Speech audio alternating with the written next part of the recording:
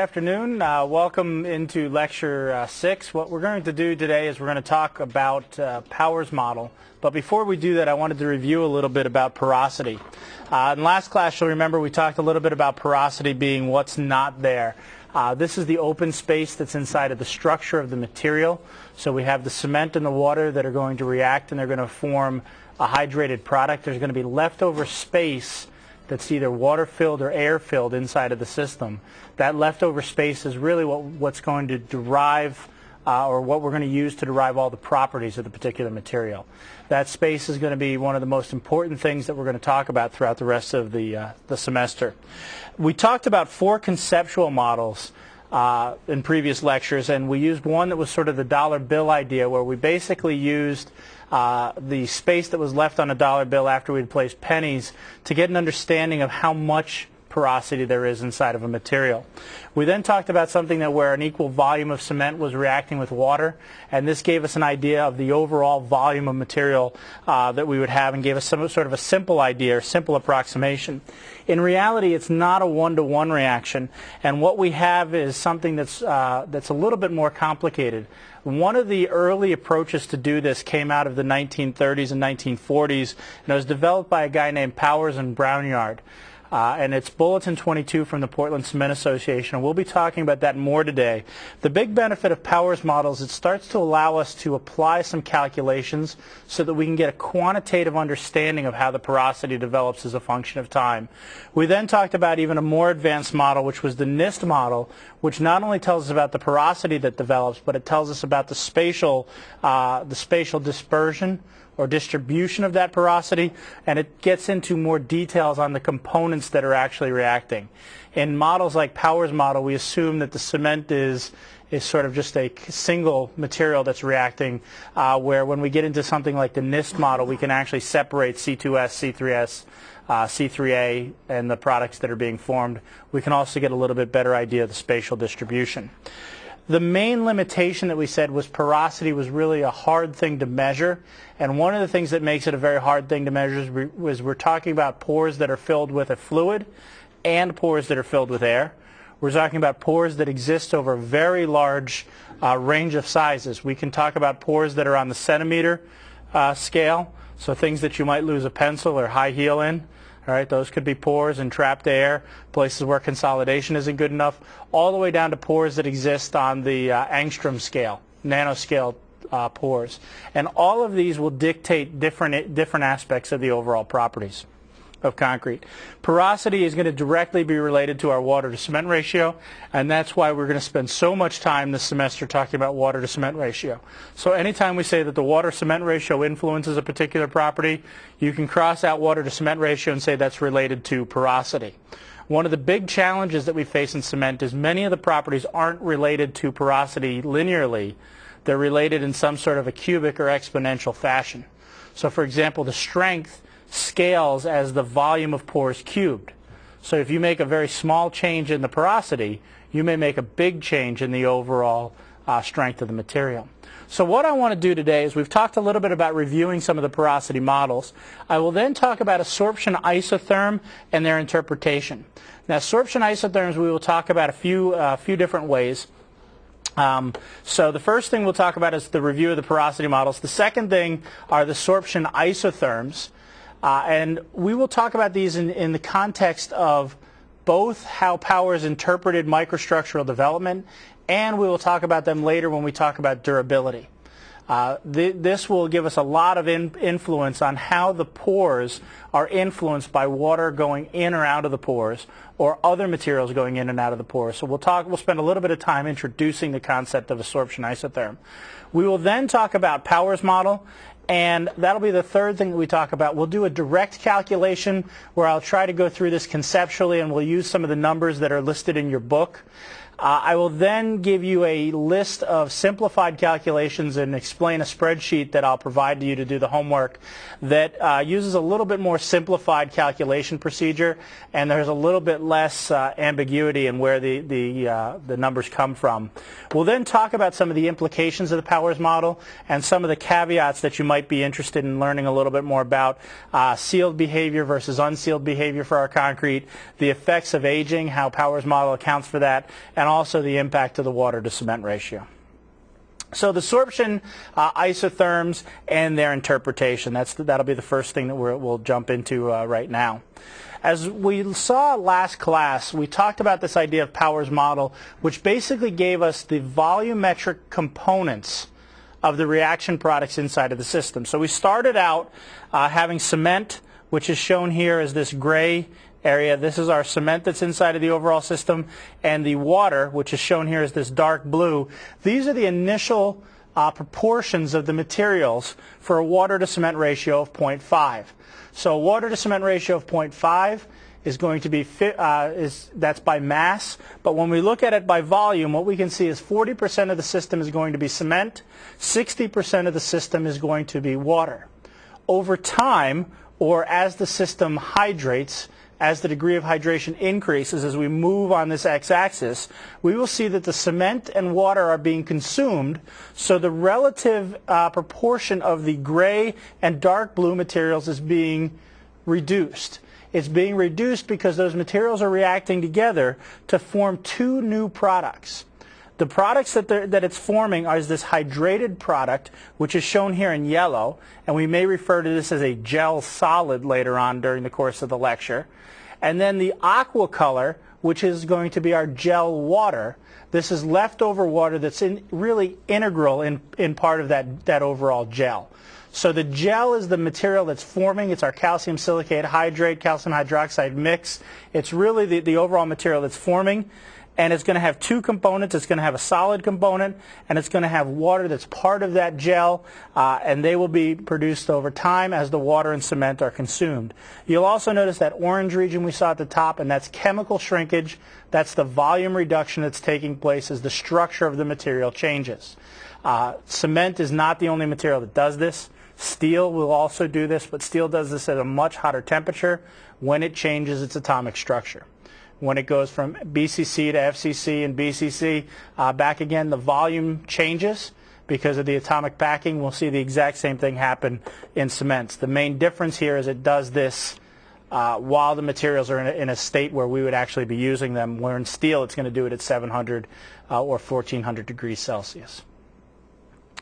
Now, a little bit of a conceptual idea, and this is just sort of a cartoon picture that's redrawn after your book. You can see that we start off with the initial system where we have the white unhydrated cement particles.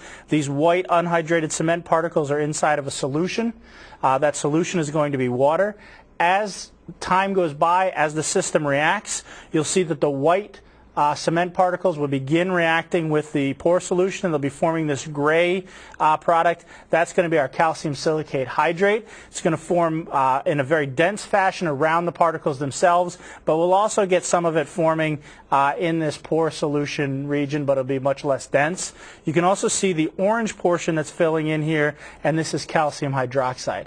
As this continues, you'll see that we'll continue to reduce the overall porosity in the system. So conceptually, this is what we're looking at. In the last class, we actually looked at some micrographs where you could see these types of images and you could see what was taking place. As we've mentioned before, the pore size distributions can be very wide. Here we've taken a graph, and I've taken this from some of Max Setzer's work from Germany, and what you can see is that we have very large pores that we'll refer to as macropores, and these are the types of pores that I was talking about before that are on the centimeter or millimeter scale. This is mainly due to problems with providing enough energy to compact the concrete. These are the types of pores that you can see. We'll then see that there are capillary pores, which are on a much smaller scale. They'll be sort of in this middle range. And then we have the very, very smallest pores, and these pores are the micropores or the gel pores. And this is the gel. This is part of that hydrated product. These are the pores, the real fine pores that are in there. But you'll notice that we have different volumes of pores or different distributions of pores in each one of these size ranges. And we'll be using some of this information today to try to interpret some of the sorption isotherms. Now, absorption is really what we're talking about here is the attraction between atoms and ions or atoms and surfaces. So the basic idea here is that many of the molecules or atoms that we're going to be discussing, they want to stack up on a surface, they want to be bound to a surface, or they want to be caught and held on the surface for a little while. I've drawn this as in a very conceptual way, but we could imagine the gray part here being the surface of a CSH, or the surface of some of our hydrated product, and the aqua particles here being something that's like water. Those water molecules are going to preferentially bond to the surface of the cement, surface of the pores inside of the cement system. They're going to bond the strongest near the pore wall. So they're going to be very, very tightly bound near the pore wall, and we're going to see them stacking up in layers. So you may have one layer or two layers or three layers of atoms, and we'll be able to quantify the layers of atoms with the relative humidity or the pressure that it takes for them to form under. So the quantity of water that's going to form is going to depend upon the concentration of the absorbate. Here, when we say concentration of absorbate for today's lecture, we can replace this with pore pressure or relative humidity, amount of water that's in the air. The quantity of water that deposits on the surface of the pores depends upon the relative humidity or the amount of water that's in the air. The higher the relative humidity, the more water molecules there are in the air, the thicker that layer of water is going to be on the surface of the pore walls. The lower the relative humidity is going to be, we're going to get a much finer layer of water along the pore walls. We're going to have maybe only a single or maybe two layers of water molecules on the pore walls. We will use pressure. We could say pore pressure here, we could say relative pore pressure, we could say relative humidity. I'm going to use all those interchangeably, although that's not an exact term. I'm going to use them interchangeably because I think most people understand relative humidity a little bit better than they'd understand pore pressure concept or concentration concept. And we can actually express the amount of layers that are forming as a function of the relative humidity or the pore pressure. About 17% relative humidity is a number that we typically think of being one layer of water molecules across the entire surface of the pores. By the time we get up to about 50 or 60%, we're talking a couple layers, 2 layers, 3 layers, and then by the time we get up to 100%, we're talking the maximum layers. Only the first few layers stick fairly tightly. This drops off dramatically. Obviously, the closer the molecules are to the surface, the higher the attractive force is going to be. One of the things that I will mention is these molecules are constantly changing position. They have an energy to them, so there'll be some that will be going from being very strongly attached to maybe bouncing out to the second layer. They're much more tightly bound, though, at the inner surface or at the surface of the pore walls. So the first layer will tend to stick very, very tightly along the pore walls. The next layer, a little bit less tight, and further, as we get further out, the attraction will be less tight till we get out to about 5 molecules, and then you will get something that behaves like a bulk fluid. It thinks that it doesn't see the edge of the pore. And to give you a little bit of an analogy, this would be kind of like swimming in a swimming pool. If you're swimming in a swimming pool, if you're within a foot of the edge, you recognize that the edge is there, and you'll get a little bit of the waves coming back off of the edge of the pool. At some point, when you get far enough out into the pool, you basically don't even notice that there's an edge, and it's much more like swimming in the ocean, where you don't see any boundaries around you.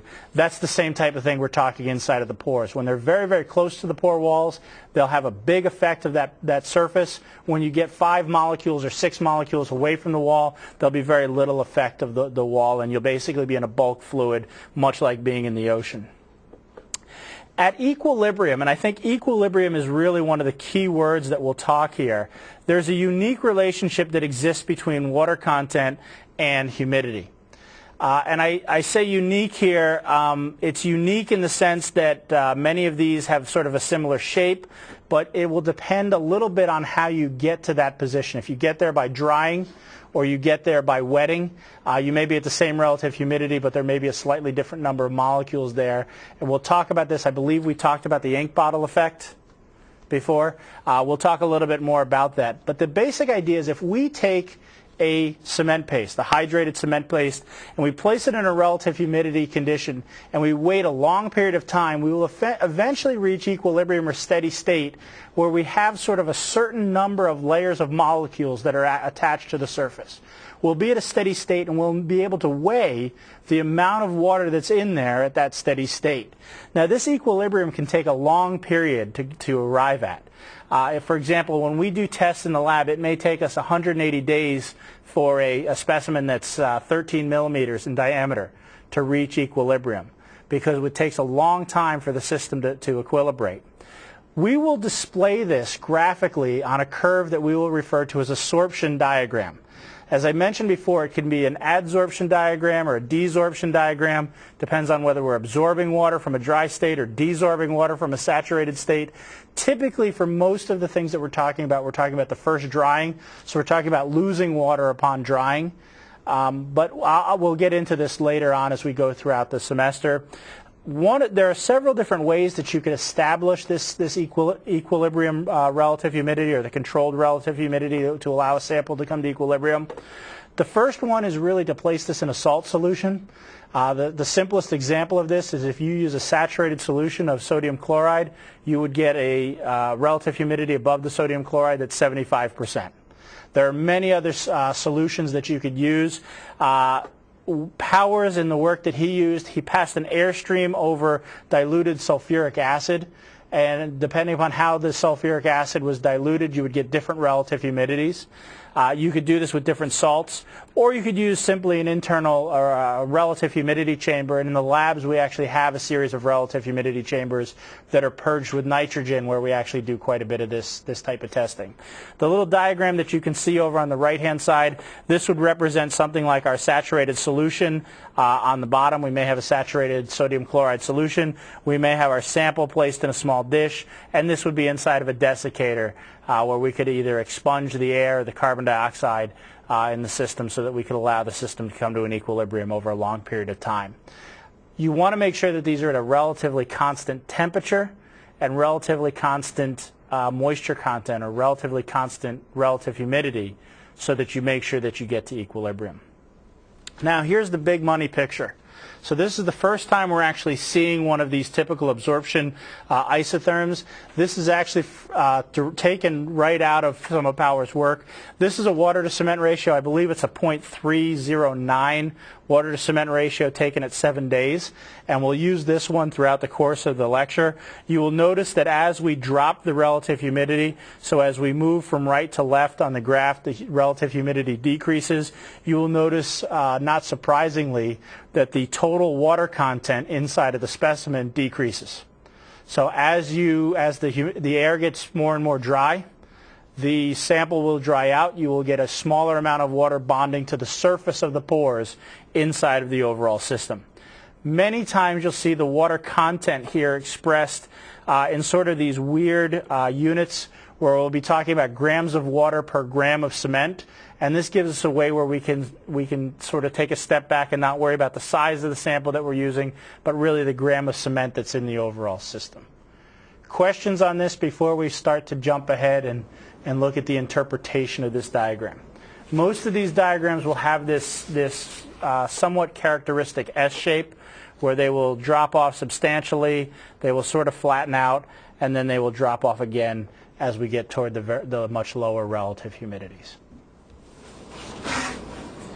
I will also point out here that Portland cement is not the only material that has this S-shaped behavior, and you will see this with many, many other materials. Many of the porous materials will exhibit this exact same behavior. Anything that's got porosity, when water is getting into that porosity, it will demonstrate this type of behavior. Where the S actually breaks and how big the S actually is depends a lot on the pore size distribution. If you've got very, very big pores, like we may have later on in the semester when we talk about a lightweight aggregate, we would see the primary changes taking place at the real high relative humidities. If you've got very fine pores, you may see the changes taking place at much lower humidities. Basic principle here is the big pores empty out first. All right, so the big pores are going to lose their water first, smaller pores later and later periods of time. Now, to just go through very conceptually, we can actually look at putting different components together. So we can talk about this gel where we may have very, very, very fine pores, and we can look at the amount of water that's basically absorbing on the surface of the gel.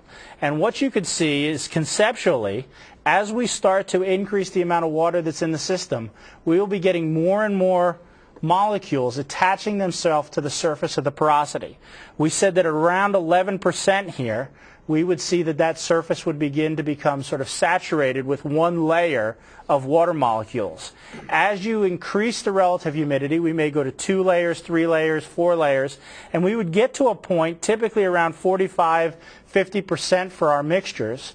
This will be sort of a magic number that we'll keep coming back to, where we would see that we would basically have water all over the surface of those particles. It would be about 5 molecules deep. All right.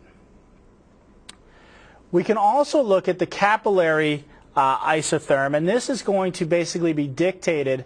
We'll get into the equations of this later on in the semester, but these are the bigger pores and how much water is being drawn into the bigger pores and where that water is actually stable. We'll actually talk about the Kelvin-Laplace equation. We'll give you a way to plot this later on in the semester, but the basic idea here is we're talking about pores and pore walls here that are greater, pores that are bigger than about 10 water molecules wide, going all the way up to something that may be millimeters wide. The real big pores are going to be out here. Right? As we go to smaller and smaller pores, the overall weight of water that's inside of those will drop off. Once we get to about 50% relative humidity, we really don't have any more water left in the capillaries because the capillaries will tend to break down at about 50% relative humidity. Again, another one of these sort of magical numbers that we'll come back to.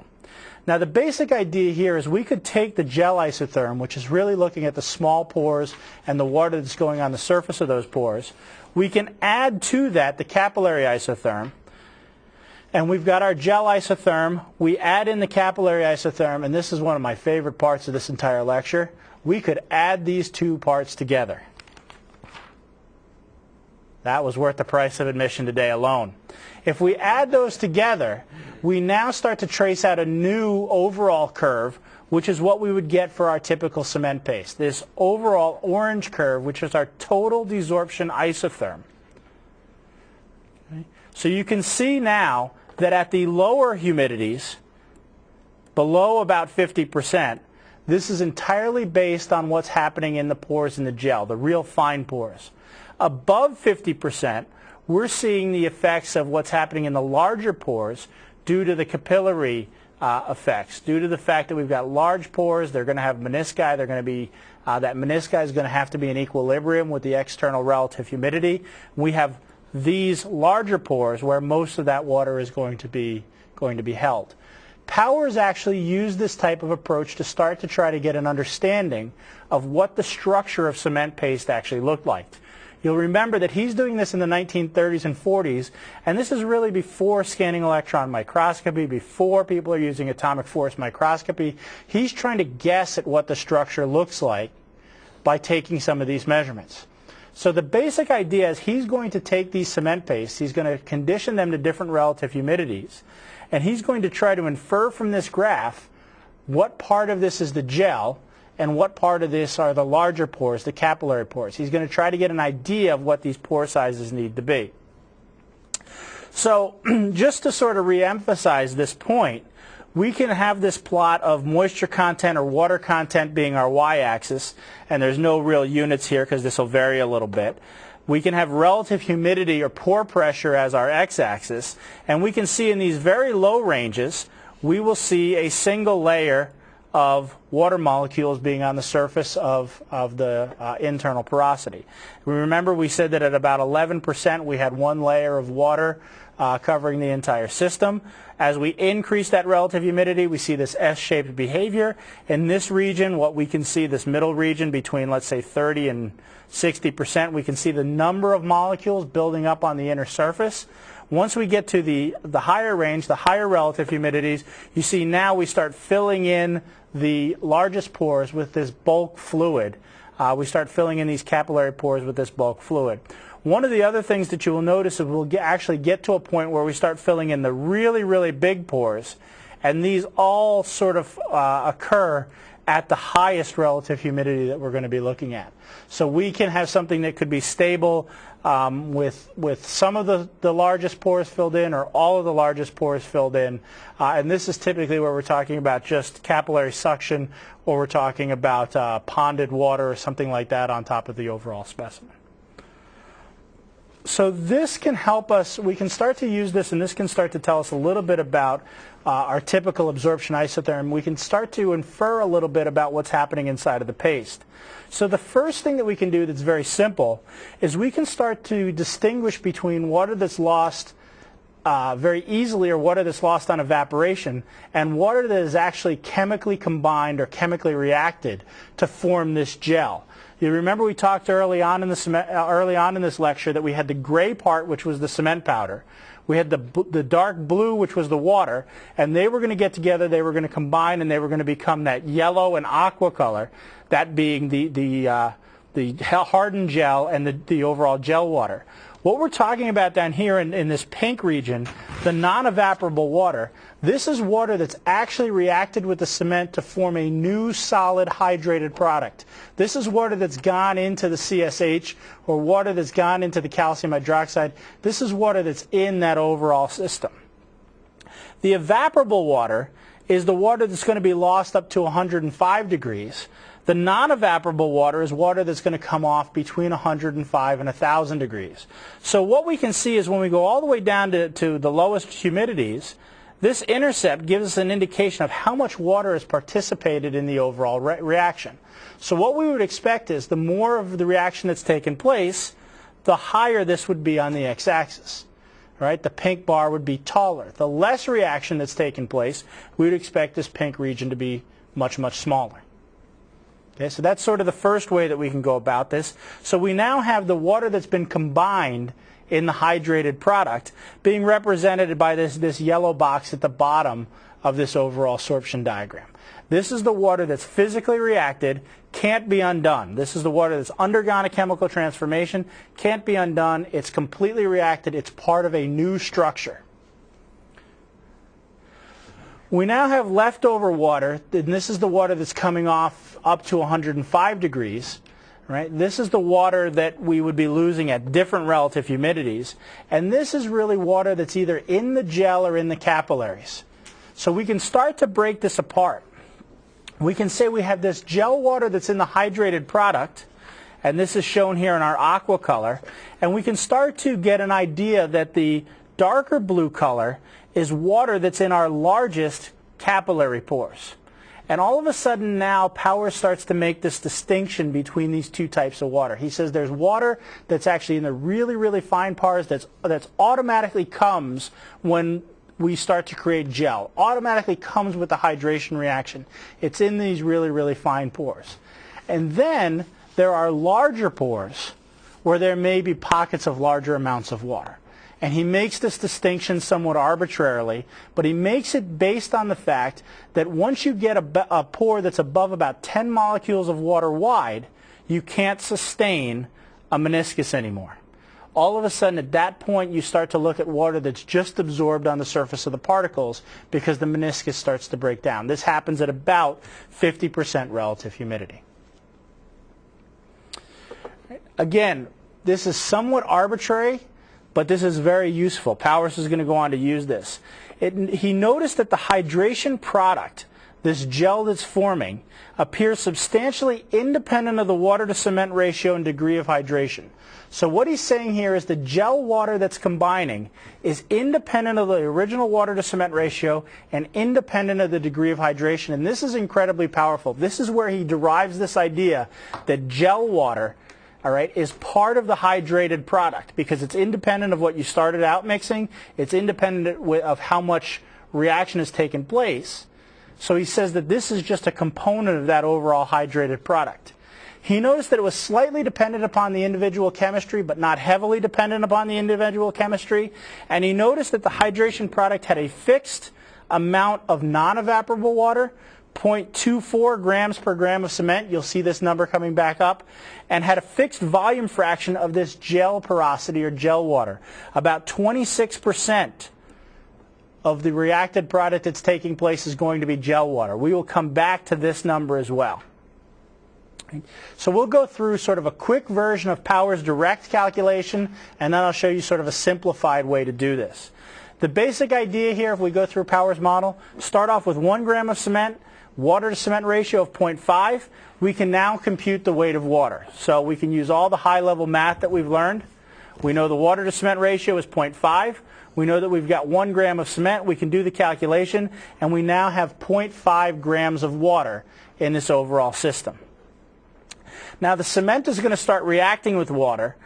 We can basically allow the cement to react as a function of the degree of hydration, or how much of the cement is reacted.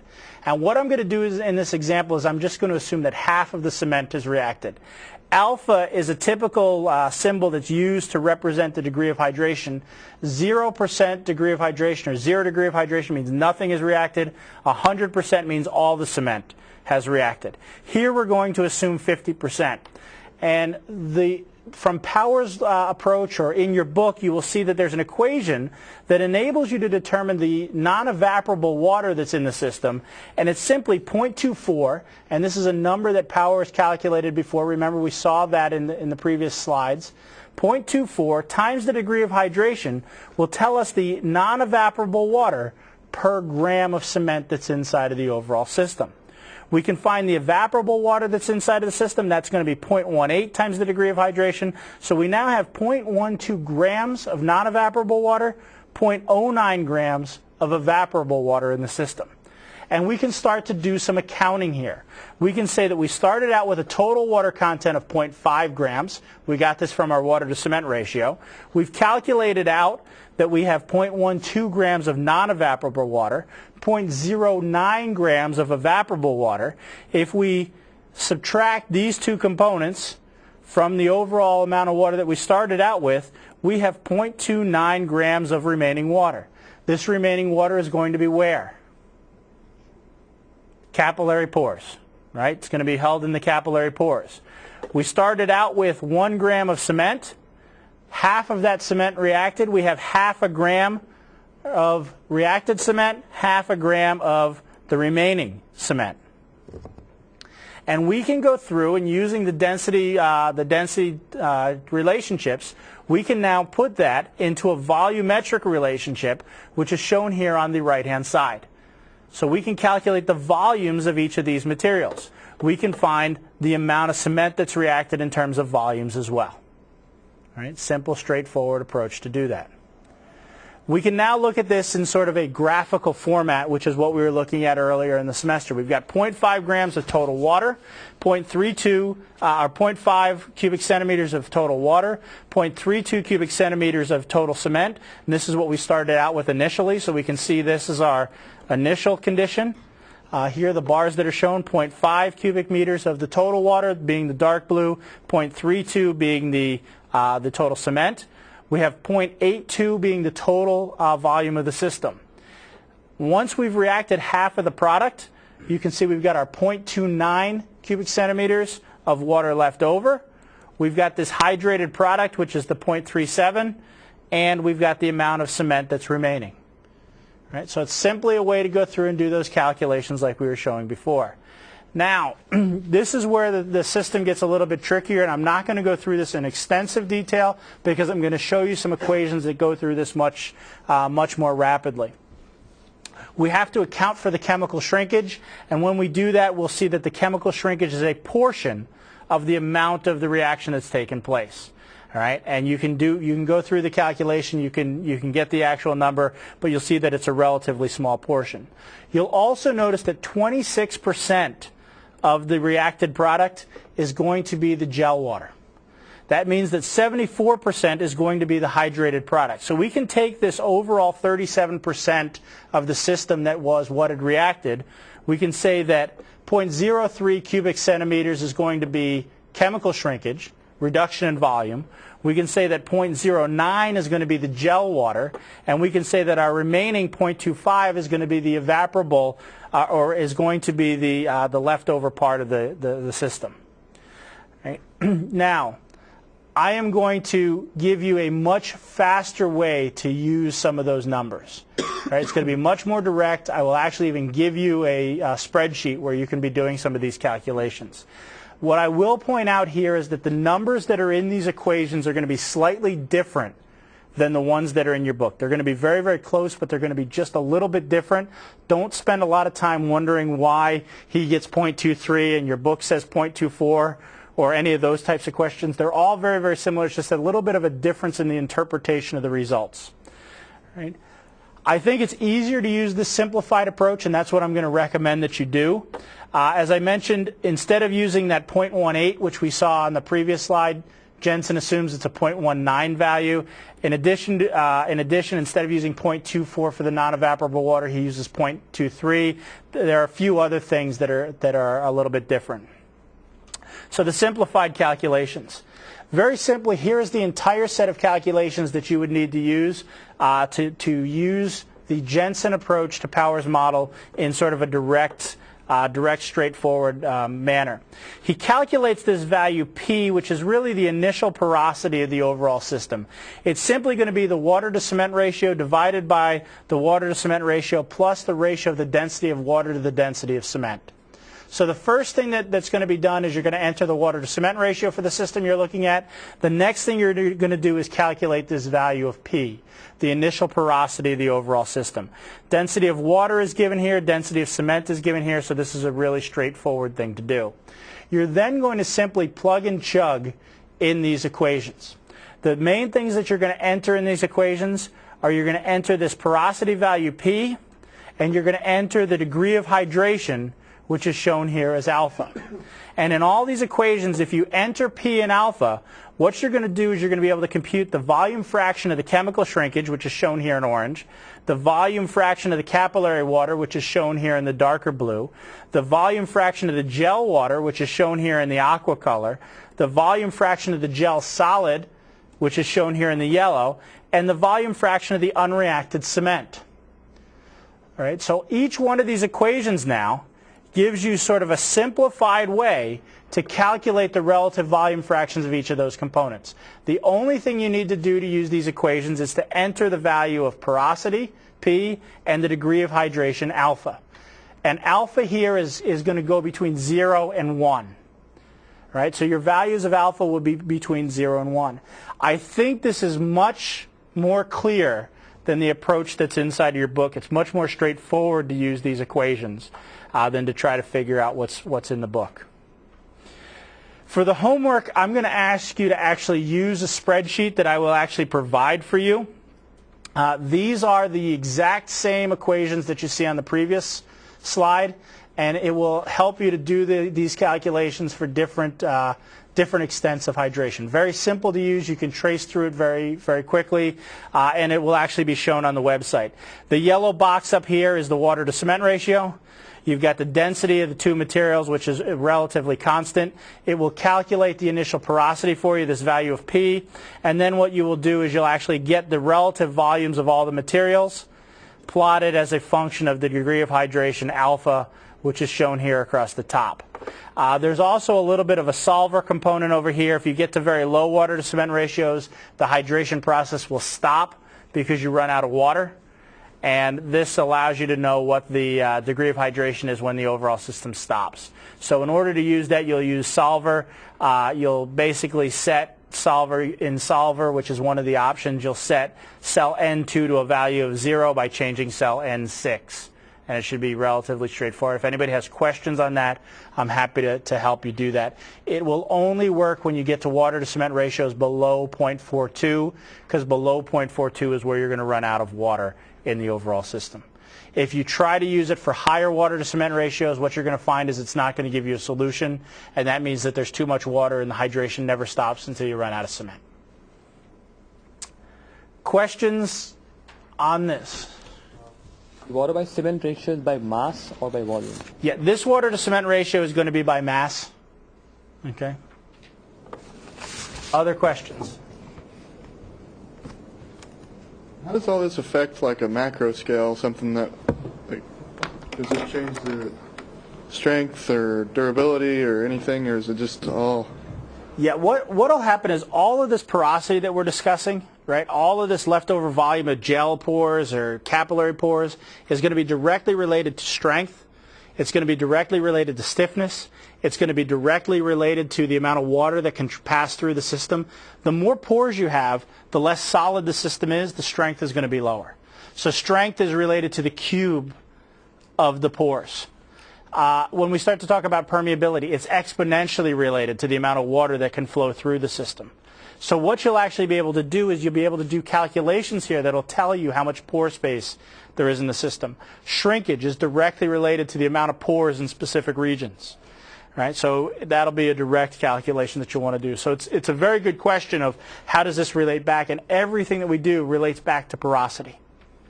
And that's one of the reasons I want to give you the spreadsheet so you could actually do some calculations for the different systems. Spreadsheet, there's still a volume of cement if you have a water-cement ratio below 0.42, and then even in that other cell it says that your maximum degree of hydration. Right, so we're way over here in the bottom corner. What you'll notice is that the water has run out. The volume of capillary water has hit 0, so there's no water left to react with the cement. So you have leftover cement. So if we jump to the next slide, slide 32, these are sort of a graphical view of that same data.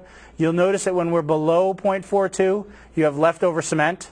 When we're above 0.42, you have leftover water. Right? And what happens is that at 0.42, it's kind of a magical point. You'll see this. It actually appears in specifications and things like that. So to get back of where does this hit practice, here's a place where this hits practice. You'll see a lot of people who set specifications in the 0.42 range. And the real reason is they want to make sure that this capillary water gets out of the system. Right? Because those are the big pores. Those are going to be like the super highways for things being transported throughout the system. Right? So you could use that type of graph or that type of Excel chart that I had mentioned before to generate a graph that looks like this, and you can do it for different extents of hydration. So you could actually track how a system progresses. So you'll get a few questions on how much capillary porosity exists when 30% hydration has taken place or 70% hydration has taken place. How does that change if you change the water to cement ratio? And then what we really want to start to get into is how does this change when we add different types of cements into the system? Other questions? Mike? What does it look like when you overlay the percent hydration with the volume? This graph with the heat of hydration curve. Like where's the low point? I guess what I'm getting at is when is the gel water part of the hydration process at its most forming? Well, I'm going to answer what I think the question is. Okay. Okay. The question is, how does the x-axis relate to time? I think is your question. Yeah, and what we're actually going to see is that the degree of hydration isn't linear with time. So what you're going to see is that you may get to something like 6 or 7% hydration, which is the time of initial set. All right. You may see that during the first day, you'll go from that 7% up to 50% hydration during the first day of hydration. Right? This is where you have that real rapid hydration taking place, a lot of reaction, and then it will slow down as you go through the rest of the system. For the case that we'll look at, and I don't have it for the 0.5 system here, but for the 0.3 system, we get to about 70% hydration after about 2 days, something like that. Okay. And we'll actually, later on in the semester, we'll actually start to put this into time scales as opposed to degree of hydration scales. Right? The biggest thing that happens when you put it into time scales, it gets a lot more confusing because it's not linear with time. And everything's very nonlinear, and it's a little bit harder to interpret. Okay? What I wanted to point out by bringing these two graphs in again, 0.5, you end up with leftover capillary water when you run out of the cement. 0.3, hydration ceases at a lower value. All right? Hydration ceases because we run out of water. Once you've run out of water, the cement can't react with anything. It's just going to sit there and act like a rock. Right? So some of the implications of Powers' model, how is this useful? Right? What can we do for good instead of evil with this? We could look at the difference between sealed and unsealed curing. If the system isn't sealed, water can actually enter into this space that we were calling the capillary or the chemical shrinkage. Water can actually go into this space. When water goes into that space, it can actually react with this leftover cement, and we'll see that the overall system will begin to densify. So we'll get this orange will start to go away. We'll fill it in with extra water. When it's filled in with extra water, we now have water that can react with the cement, and we will see that in a slide or two. But we will start to see that we will fill in this extra porosity. So in the sealed case where we don't have extra water, you can see relatively large porosity, dark spots. In the system that's saturated, more of that cement is going to react, and we're going to get a much more dense overall system. You can see that here where the system will actually continue to hydrate. Before, the system stopped hydrating at about 70% hydration. Here you can see that it'll go out to 82 or 83% because that extra water is going into the voids that are created by chemical shrinkage. That water is being consumed, creating more hydrated product, using up more of the cement and continuing out the hydration. Maximum water to cement ratio we look at here is about 0.36. Once you get below 0.36, you've basically used up all the volume that's left over from the chemical shrinkage. That sort of makes sense? 0.36, anything below 0.36, external supply of water is not going to help to hydrate the cement any further because you have a geometric constraint. There's no space left for the hydrated product to fill in. No space left for new water to come into the system. Here's just the same thing using the NIST type model. You can see the saturated condition, you've got a lot more hydrated product. The sealed condition where you don't let water come in, you see that chemical shrinkage or that empty space filling in the system. The effects of aging. The influence of aging, as we mentioned before, on these sorption curves. As I mentioned, as we go from 7 days to 28 days is the brown line, to 90 days to 1 year with Powers data. This is, again, the same 0.3 water to cement ratio. We see that the overall curve shifts up. We can see that where it intersects the y-axis is shifting up. This means that more of the water is reacting with the cement. We have a greater extent of hydration. You'll also see that these curves become a little bit less S-shaped when we get over to the higher relative humidities. And what would the implication of this be? Rhymes with rapillary. Capillary. All right, we have less capillary porosity. That capillary porosity is being consumed over time as that water is going away. All right, so the right-hand side of this curve tells us a little bit about the capillary porosity. Where it intersects the y-axis tells us about how much water has gone into the overall reaction process. Right? So again, just to try to drive that fact home, if we compare the 7-day data with the 365-day data, you can see at 7 days, this yellow represents the amount of water that's been combined or the amount of water that's gone into the permanent reaction. At 365 days, you've got a much, much larger value. The gel water you can see here shown in the aqua color, which means that the leftover space is going to be the capillary water, which is this dark blue region. You can see as we go from 7 days, which is shown here, to 365 days, the amount of this capillary water can decrease dramatically. All right, so we're filling in the larger and larger pores. All right, water to cement ratio. One of the things that I will point out here very quickly is that at lower relative humidities, the curves all begin to collapse on top of one another. This is what Powers used to basically say that the water to cement ratio didn't have a big impact on the overall materials that were being formed. But at higher water to cement ratios, we see that the curves diverge on the right-hand side of the graph. By diverging on the right-hand side of the graph, that gives us insight into capillary porosity. Higher water to cement ratio, higher capillary porosity, and these are the big pores that are going to be directly related to lower strength. They're going to be directly related to transport.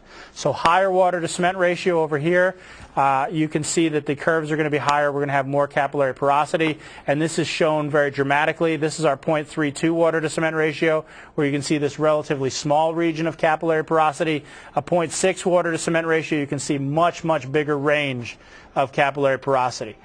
Obvious conclusion, higher water to cement ratio, much more capillary porosity, much bigger pores in the overall system. So to summarize what we've been talking about today, Powers basically used 3 types of water and used the sorption curve to interpret this. He talked about water that had chemically combined with the cement. He talked about gel pore water. This is the water that's in the hydrated products. And he talked about the capillary pore water. This was sort of the water that was left over in the spaces between the cement that didn't get filled in. He used the sorption isotherms to distinguish these types of waters and then inferred what the microstructure must look like. Powers gives us some quantifiable ways to do calculations, and you've got the spreadsheet and Jensen's equations, which are around slide 30 to do that. And the implications of this model, sealed versus unsealed, water is going to fill in chemical shrinkage, and we can look at water to cement ratio and hydration. Any questions? Ryan?